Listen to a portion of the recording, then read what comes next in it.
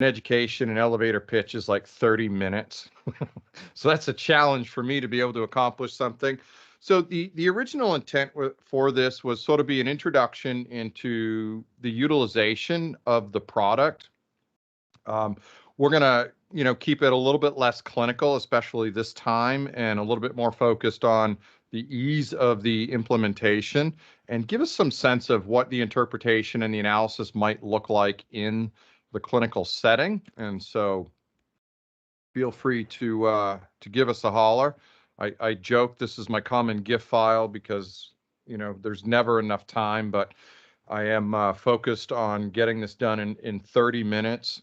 So as you can imagine, to cover all of these topics in 30 minutes, there's really just going to be an overview, basic introduction, including, the organization, technology itself, human movement analysis, and implementation of GATE. And I kind of want to define that because a lot of people think of GATE with a very specific set of clinical conditions in mind. We'll go over the analysis and then a brief summary of sort of where it kind of fits in terms of from the clinical perspective, what can I do with it?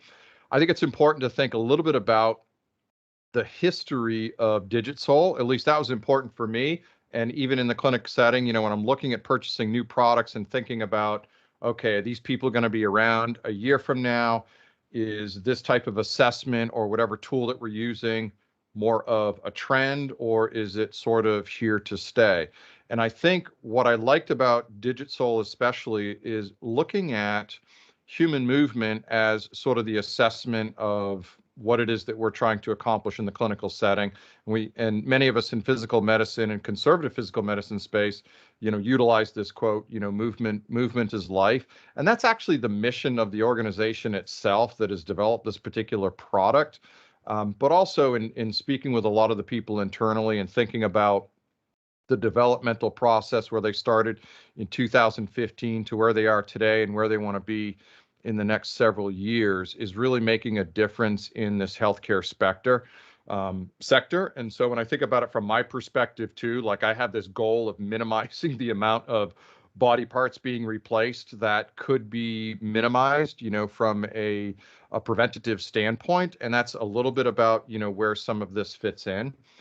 As Debbie already gave my background, so I am a clinician, and I spent 15 years as a full-time professor, faculty member, and I'm a licensed chiropractor, was an athletic trainer, and then my master's and PhD are in exercise science. So I've been using human movement analysis for a really long time, and all the time that, from the lab perspective to what we need today, there's always been sort of this gap. And one of the things that's closed down this gap is technology and access to this technology and implementation into the clinic setting. It has to be simple enough, but it has to be powerful enough to have meaningful use to it and be able to provide that in a term that patients can understand, but really help us out in the clinical decision-making process. So again, movement is the key to life. And at the end of the day, you ask anyone who's probably really dealing with this product, that's the end game, right? So we're trying to improve the movement capabilities of every individual that we really touch. And related to that, and as I touched on earlier, a lot of people think gait as sort of, okay, foot, ankle, maybe lower extremity in general. But we actually can utilize gait to evaluate a lot of the health conditions that are the major components of the predominating dollars spent, the relative percentage of the GDP in most, developing nations. And it's things like chronic pains, and it's mobility situations, it's metabolic disorders, again, associated with movement conditions. And there's this, continuous cycle or circle of life when we look at the overlying and overlapping problem associated with many of these things and how they can influence the gait patterns. And I won't spend a lot of time on that. Later on, we're going to make and connect a lot more of these dots in terms of, okay, why? So for me, I've been utilizing gait analysis outside of the lab. In the lab, I had a full analysis system to include, my peak Vicon motor systems and force platforms. So, but the transition into the clinical space was a little bit different in the real world in terms of utilization to where, I transitioned, started using some different products. And again, it really came down to ease of use, the mobility, and the transition into influencing my clinical decision-making process. So one of the things that I utilize this gait analysis as a human movement component overall in terms of what is going on with the patient is determining the effectiveness of what it is I'm trying to accomplish. A lot of times we use what's referred to as surrogate measures, such as, a specific range of motion about a knee joint, but how does that really translate into, like I said, the end game, which is human movement? And one of the most basic aspects of human movement is mobility and being able to translate from one position in the ground or in a room, in a house, in a building to another point, because that's actually what generates a lot of the either lack thereof in terms of disability or a level of independence. So again, really looking at that connection. And then, as I mentioned already, the integration into the clinical setting. Two biggest barriers is time and ease of interpretation. There is a third barrier, and that third barrier is, am I going to get paid for that? And so we'll look at that here in a moment, but um, there are other ways to kind of look at how it's going to influence what it is I'm trying to accomplish in the clinical setting versus being directly associated with a reimbursement code. Not to say that there isn't, but there are some other considerations. The technology, I think, the technology in terms of what's being utilized in the sensors. So we use a IMU, an inertial motion unit. It's embedded inside of the sole. So we're not making these soles. There are other people that make soles and inserts and, specific shoes. We're making a device that can measure the mobility of a person while they're walking around, either in their specific environment, maybe on a track, maybe while running a 5K, in the clinic, or even on a treadmill. And so the mobility and the ease of use is there. Also, the time factor. From start to finish, I can actually set up a brand new patient, collect usable data, look at the analysis, and it takes all of just a couple of minutes. And then I can sit down with a patient, add it to my review of findings. So what's different about us? Well, it's the embedded technology specifically. The sensor, yes, but even more so is the front end and back end with regards to the software that actually spits out that analysis, that meaningful use type of information, or the interpretation. They've done a great job at creating all of the normative data, but even better, one step further, and the biggest sophistication to this is the artificial intelligence and the motor learning aspect of this. So yes, there's normative data that we typically find in the populations, and that's why we input the demographics of a patient, but also looking at, well, normative data changes. And what I mean by that, norms don't necessarily indicate healthy or unhealthy. So if you look at the normative data or the relative body mass index of the general population in the United States, it's actually considered to be high. So maybe if you're in the average, that might not necessarily be a good thing, but using a normative base actually allows us to look at changes. So simply looking at a reduction in that. But like I said, we do have the reference ranges. So we do have the normative data that's consistent in the gold standards within the industry. And then lastly is the ease of use. So we really checked off these boxes in terms of what it is that are the largest barriers to the implementation. And that goes all the way up to the educational format. So in other words, when these clinicians are going through education, there are some barriers in going to some of these institutions that don't have a true gait lab and actually are able to evaluate human movement to the extent that we can. And one of the things that they've been able to accomplish very, very well is bringing it down to a level of value in which it's really affordable to a lot of people. And it's actually generating data that, when I look back at when I first started my graduate career, it's not laughable, but it's amazing at how far we've come in terms of what it is that we can accomplish as well as relative to the value. So we're using multiple platforms here, but they're all connected, which is one of my favorite things is anything I do on my mobile device is going to be connected to what I do on a computer. Yes, I still like to use a computer, and the reason is there's some more robust component to the analysis, so I can do some fancier things and do some of the analyses that I may not be able to do on the mobile device, but know that the mobile device has a lot of the information that is really important to the review of findings that I share with the patient and or that I share with their parents, a coach, another practitioner, either if I'm referring to them to another physical therapist, another physician, a surgeon, whomever. It makes it real easy to be able to send a lot of information that is highly readable. And so what we see on the computer is an app driven. So it's not a downloadable software. Even though you download the app on your mobile devices, it's all connected. All that information that's data collected in the device is sent up to the cloud for its computation, and then it spits it back. Here's the cool thing, I think, is in one room, I use a mobile device. I collect the information with the patient, and I use the treadmill a lot. I collect that information. As soon as the analysis, I had stopped the analysis and it goes up to the cloud, compute is performed, and it provides the analysis within several seconds. And it's everywhere. So I can walk into the other room. By the time I walk into the other room, all of that information is actually on my computer system that I typically pull up and use in a review of findings with the patients.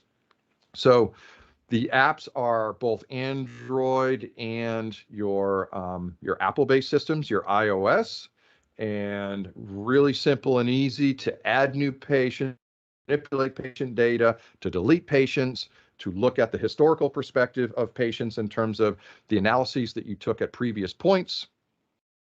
And then on the system that we use for the manipulation of the data, as I call it, is going to be the application in the cloud on your computer, where it's a little bit more robust. I can export the PDF files and send them to someone. I can actually input notes in there and some of the characteristics of the environment, such as maybe the type of shoe that they're wearing, or did they walk on a treadmill, or did they walk over a ground surface? Was it on a track? You kind of get the point. I can provide a lot of that information in there. Also, in both the app as well as online, it allows me to add in some of that extra data, such as what type of shoe compartment they were wearing. Is it rigid? Is it soft? Were they using any walking aids? Where is their pain? What type of pain? Is it a referral pain pattern? And so on and so forth. So I can add all of that information in there and it becomes part of the analysis process. So we're going to look at the analysis. And when we look at the analysis, a lot of questions are is, well, what does it provide? Well, it provides a lot of stuff. Not everyone's going to necessarily need everything.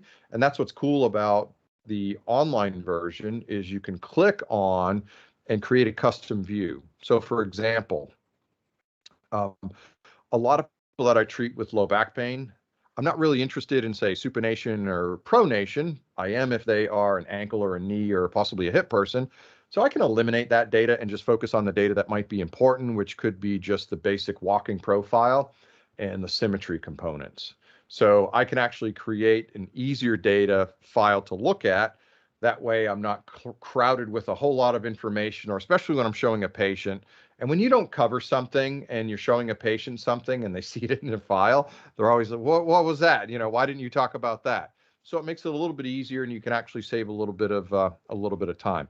We're going to cover some dashboard basics, and over the analysis, we'll see all the different gait parameters, and we can identify and we can label all of these different things, which again, some are going to be a little bit more important than others. Some are going to be less. There's going to be a variation in the people that you're going to be dealing with in terms of their level of understanding with regards to gait analysis. I've already talked to a bunch of people, and like I said, I was fortunate in one of the institutions I was a professor in, we had all of that.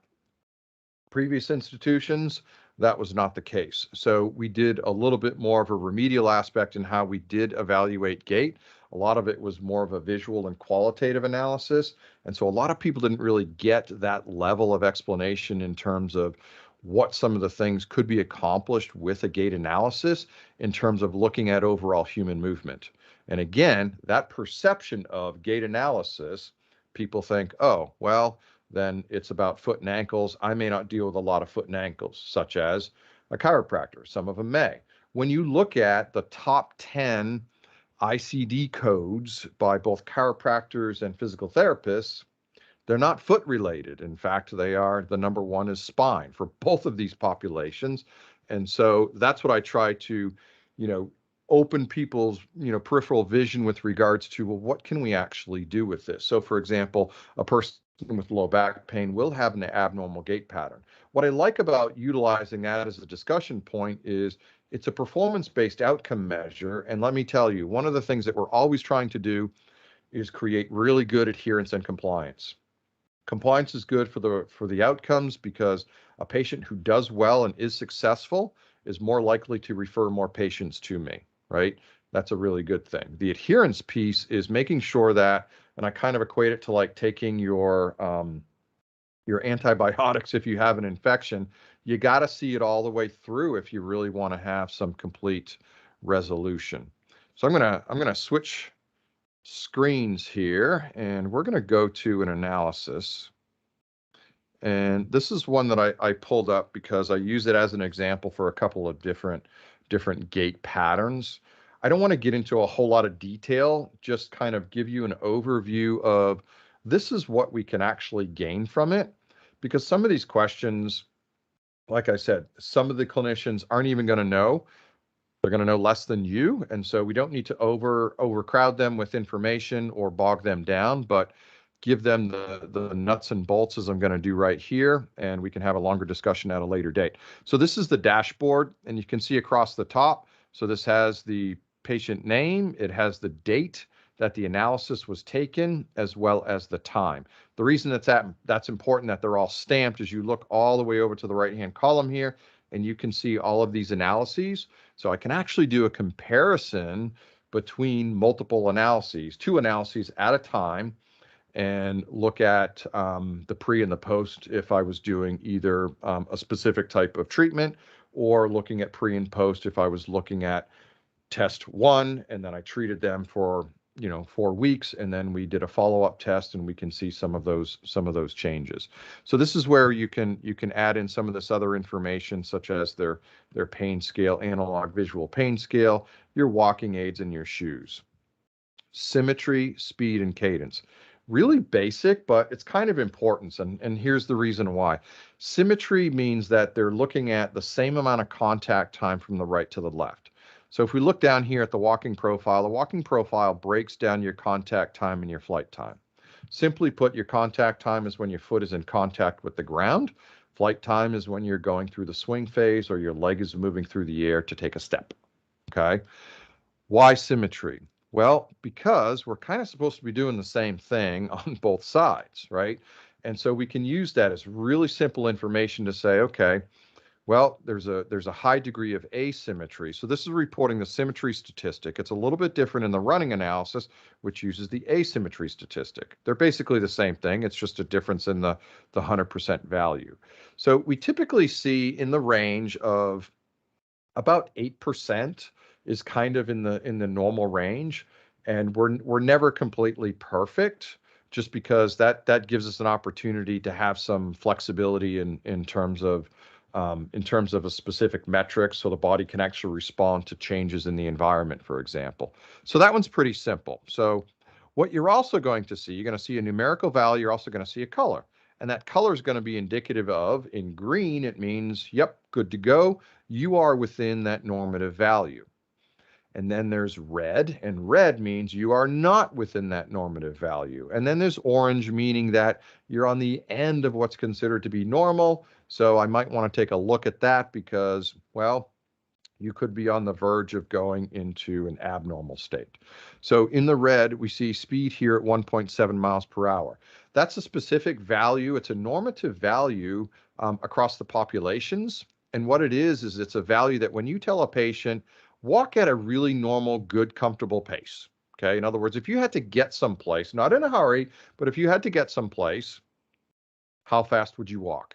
And the average for the adult is actually about 3.0 miles per hour, right? It's not too fast, it's not too slow. So when we see someone that's lower than that, there could be a reason for that. Well, maybe they're in pain.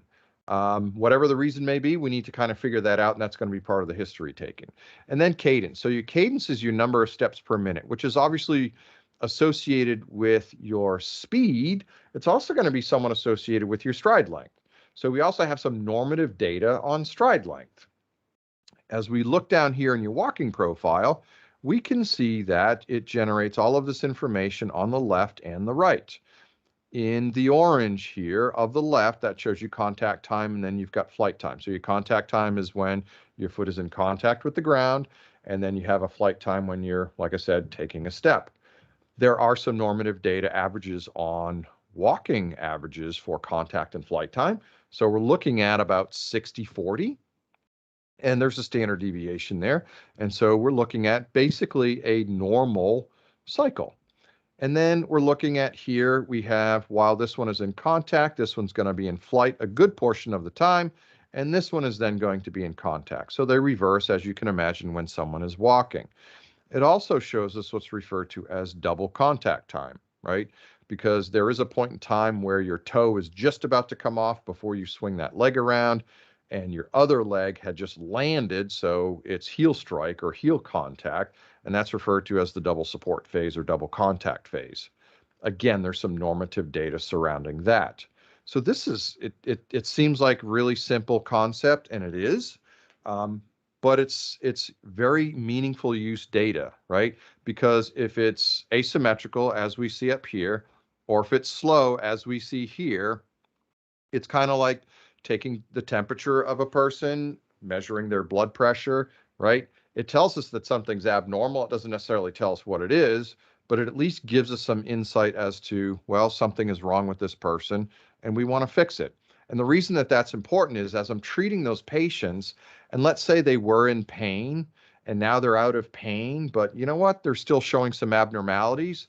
This allows me to show the patient to say, hey, I know you're out of pain, but your function hasn't returned. And that's kind of like, again, taking your antibiotics all the way through. Let's make sure that we get you to that level of normal function or as high of a level as we possibly can and minimize this from happening again. Now, you may have some people that are, well, they're a little bit more interested in a little bit more data.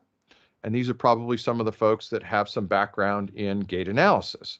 So you can click on this advanced and it gives us the stride duration, the stride length, the swing time, and the contact time. So it just breaks down this information into a bit more detail.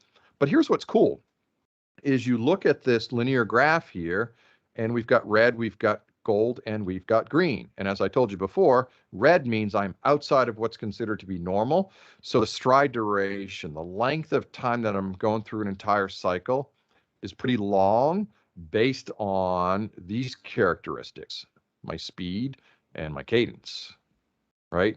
And my stride length is short at 42 and 43 inches, right? So that says I'm not really taking good steps, right? And that means that for whatever reason, I can't reach with that leg and I'm spending too much time potentially in contact with the ground. So as we see here, we've got 870 and 890. Even if you don't know what these numbers are, you can look and say, oh, it's in the red.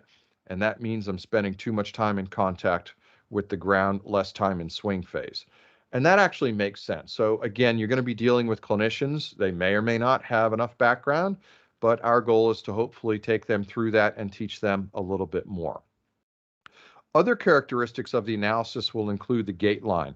That's the pressure as I walk through. So I strike, I hit that heel on the ground, and then I put the rest of the foot in contact with the ground, and then I shift that weight over and I go off that toe, the big toe, your first ray. That's your typical normal cycle. And what you're seeing here is on this left, I am way on the outside, but on the right, I'm actually really on the inside. So this particular gait pattern on the left is representative of someone who really supinates. They're walking on the outside of their foot. And this one over here is showing someone who walks on the inside of their foot. It's actually the same person. Well, it's me trying to make a pathological gait so I can do a side-by-side comparison. Why is that? Well, there are some conditions associated with these abnormalities in how people walk. And so what we see is people with neuropathies, for example, we start to see that pronate, their heel evert that quite a bit, walk on the entire foot. That's indicative of some nerve damage, uncontrolled or progressive diabetes that's resulting in their neuropathy pattern, or the person over here who's walking on the outside of their foot and probably indicative of, well, they're walking in potentially, as non layman's term, is like a bow-legged position, or how their tibia is actually rotating, because when the foot comes in contact with the ground and we see these, it actually has an influence of the tibia and the knee. So you know what, we might want to take a look at that, because they could be, if they don't already have it, plantar fasciitis. They could have some knee joint problems, and again, giving us some indication that something's wrong and can lead us down the path when we're looking at the rest of the evaluation. Propulsion rate, that's looking at that toe off. So there's actually some statistics that identify how they're supposed to be initiating that toe off to make sure that we're using, well, the same side to side, but that toe off, the way that you bring your leg through that swing phase, it's very consistent in a walking pattern. And there's a ratio between the hip flexors and the plantar flexors, or the thing that brings your leg forward, and then the things that actually produce the toe off, or like if you're doing a jump, then we actually have some really cool data on that as well. We're going to switch to the angular view, and the angular view gives us what some people that are a little bit more diehard into the gait analysis, which is your pronation, supination, or really the angulation of the foot as it strikes the heel. So what we see here is there's a negative 22, and then there's a positive 2.2. So that makes sense. This person on the left is walking on the outside of the foot when they strike their foot down. When they strike the right foot down, they're actually walking on the inside of the foot. So those are considered to be abnormal. And we get to see that translation of that foot throughout the entire stance phase of that cycle. We click on advance, and here's what we get, something I was talking about earlier. This is the AI. This is the artificial intelligence and the motor learning that every time an analysis is taken, it gets sent in and it gets matched up against the normative values of people that are getting scanned by this particular type of system. So we actually have some of our own normative data, and the benefit is it's continuously growing, right? And so that's pretty cool. So it tries to match it up against what's considered to be normal. And you can see that I can actually put my cursor on some of these points, and it gives me the very specific values, right? So I can actually look at this and use this information to help guide me in terms of, well, do I need to do something with strengthening? Do I need to put a shoe insert or something like that to intervene with regards to what their condition is, right? Like I said, it may not tell us everything. It's one of those surrogate/performance-based outcome measures that is a really good tool at helping me identify some of the problems associated with their gait pattern, their mobility, as we really like to say, and the overall things that we can do to determine, well, what is causing some of their conditions. The foot progression angle is how far they swing out their legs and the angle at which they're pointing their toes as they go. Again, someone with a sprained ankle, you would see that toe point out because they don't like to dorsiflex or bring their toe up because they've got edema, they've got swelling in that ankle, and we wouldn't want to do anything like that. Now, that's pretty obvious if you know someone's got a sprained ankle, but what if you have someone that might have the beginning of a drop foot problem, right? A neuropathy problem that we can hopefully intervene before it becomes too late. Clearance steppage. So this is looking at the toe off angle as well as the heel strike angle and the toe clearance. This is one of the predictive methods that we use for risk of falling. So really good in that older adult population. From this, I can actually get some data that also shows whether or not they're taking that long step, they're not clearing appropriately, and they have that shuffling gait that we might see in that older adult pattern. But with data, we can actually see some of the progression as a result of our interventions. Quickly, one of the things I can do here is I can also, like I said, create this custom view type. So I can click on the specific parameters that I want to look at. Also, I mentioned earlier, we can do this compare. So I can take two analyses. It's going to give me the option of choosing that you have to choose a walk and a walk. So I choose two different walking analyses, and it gives me all this information side by side, which is pretty awesome. Let me go back to a walking analysis, and then let me show you. Well, now I can export this as a PDF file. So it gives me the analysis. It's got my information up here. On the bottom, I can put in and type in some information and some recommendations, either that I'm going to be giving it to the patient or potentially submitting this to another practitioner. Let's go back to.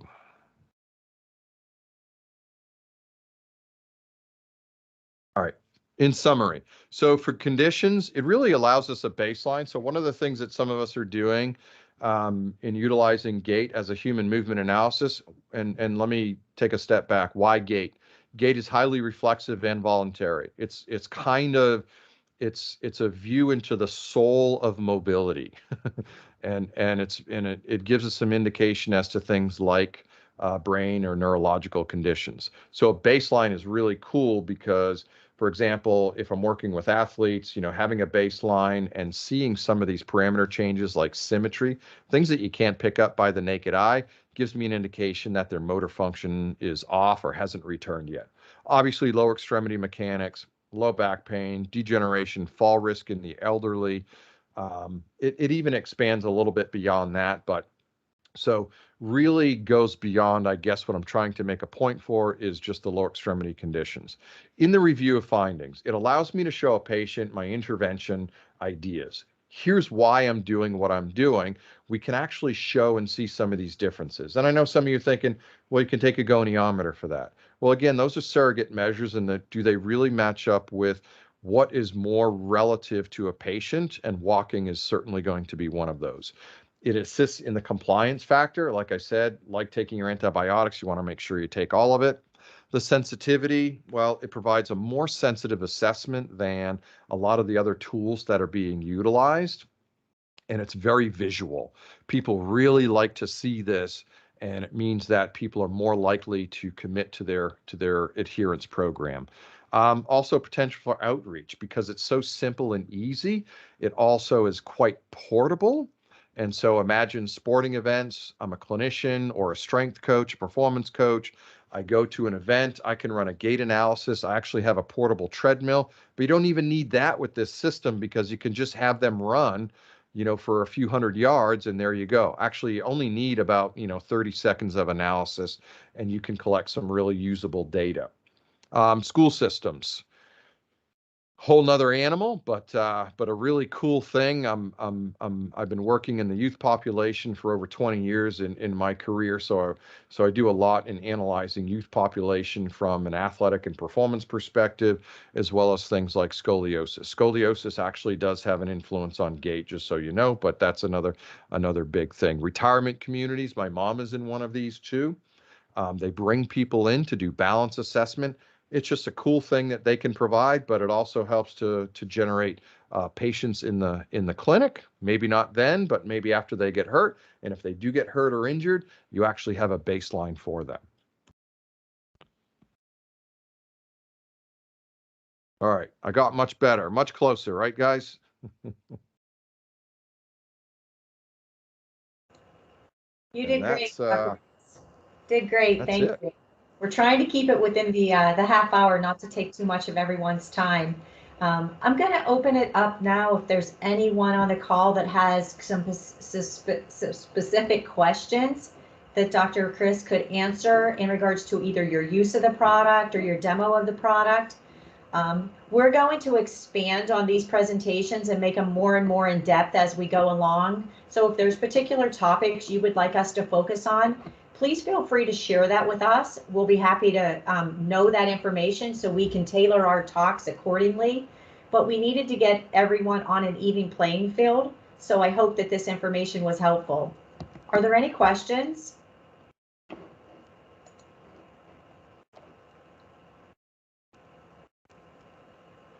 I don't have any at this point.